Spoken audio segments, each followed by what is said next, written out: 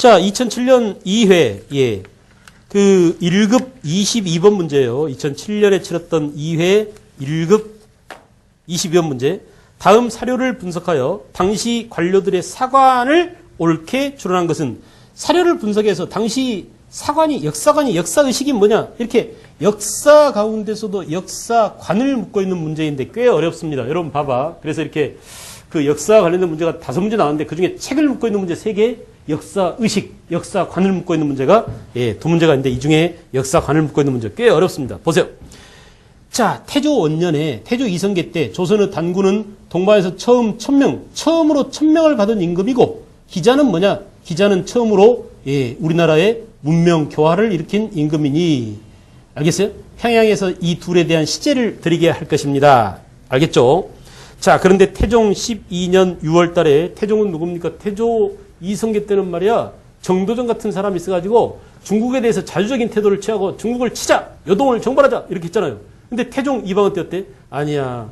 정도전을 죽여버리고 어떻게 했어요? 요동 수복 계획을 철회하고 명과 사이좋게 지내려 합니다. 그때부터 어때?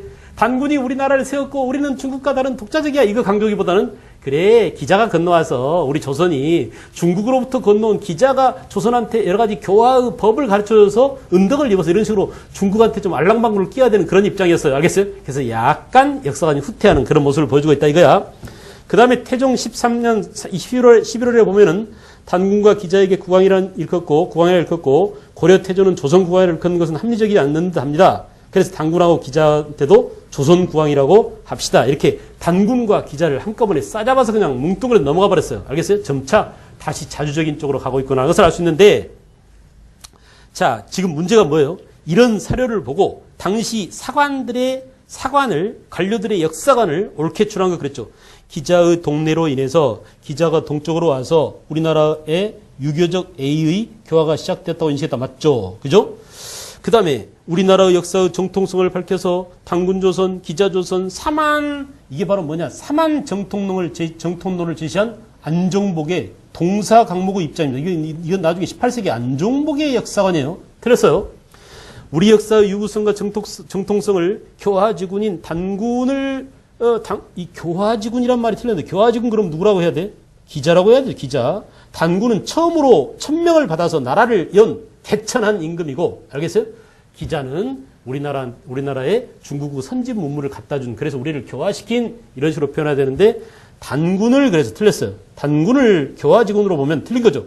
조선을 독립적인 개국 시조를 가지고 있으면서 중국과 동등한 역사 편견을 가진 국가로 인식하여 대외적인 자신감을 나타냈다. 그렇습니다. 알겠어요? 은근슬쩍 단군을 부각시켜서, 알겠죠? 우리는 중국과 다른 독자적인 나라야. 이런 것들을 암암리에 깔고 있었어요. 알았어요? 그러나 한편으로 중국의 눈치를 보지 않을 수 없기에 기자도 살짝 비춰줍니다. 근데 나중에 그냥 기자를 본격적으로 민 사람들이 누구예요? 16세기 살인들이에요. 알겠어요? 그래서 16세기 살인들은 존화주의, 15세기 훈구파들은 뭐야? 이 훈구파가 지금 이 관료입니다. 자주적인, 알겠죠? 단군을 강조하는 자주적인 이런 표현을 쓰는 거예요. 알겠어요? 그것을 우리가 그 교과서에서 이렇게 배운 내용을 사례를 통해서 보고 있을 뿐이야. 똑같습니다. 알겠죠? 판단할 수 있겠죠? 예, 답은 기억과 률이랍니다. 됐어요?